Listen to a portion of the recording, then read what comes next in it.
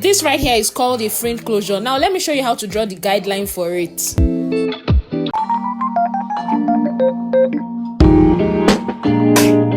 For this sketch, you need your ruler or your tape, your pencil or biro, and then a white paper. Now let us start with measuring our 4 inches for the first side, which is on the left or on the right, any of which. So we'll measure our first 4 inches, you draw it down, then we'll mark the base. The base is 2 inches because it's a 2x4 fringe closure. So you measure your 2 inches and then you draw the line to link it up, just like you can see.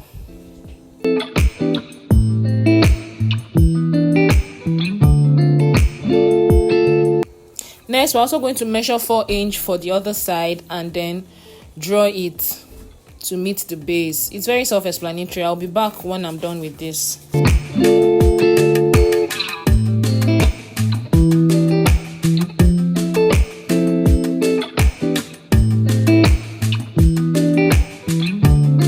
The next thing we want to do is measure the base, because for your closure, your frontals, you always need a base to work with.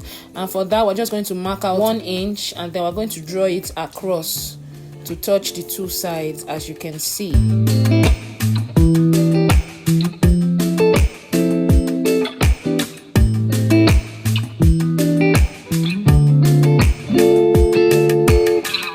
Next, we're going to measure out 1 inch where the fringe will be. You know, the fringe is always in front of the closure. Okay, first of all, you just close the box so that it will be easier for you to manipulate. So just close the box. That one is no big deal.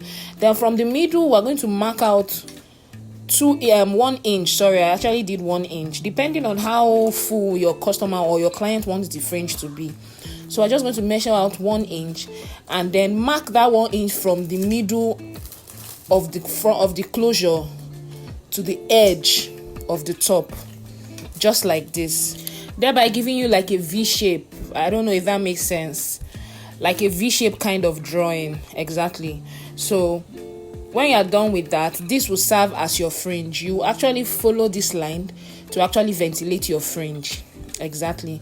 Now we're going to divide this because it's also a middle part closure. I keep saying frontal closure. We're just going to divide this in the middle and draw it down to get our middle part. Exactly. To get our middle part. So the next thing we're going to do now is to get that slanting edge of your closure. So from that corner, we're going to measure, I think it was 1/2 inch I did, because this is a small closure. So I'm just going to measure 1/2 inch. Repeat that on the other side. Measure 1/2 inch and then trace it with a slanting line. Exactly. So measure your 1/2 inch. Actually, I did 1/2 inch. You can do 1 if you want to, and then trace it. You can use the ruler first of all to give you a straight line. Then you just trace it and slant it the way the normal closure net is. I hope you understand. If you don't understand, just drop it in the comment section and I promise to get back to it.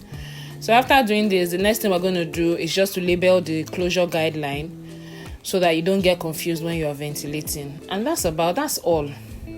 That's all.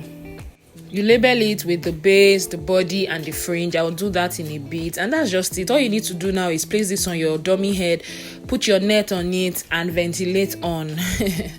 It's as simple as that. Thank you so much for watching. I'm also going to be uploading a video on a fringe closure, which we will do together. So stay tuned. Make sure to subscribe, like, comment, and share. And let's go through this journey together. Thank you so much for your support. Thank you for watching. I'll see you in my next one. Bye.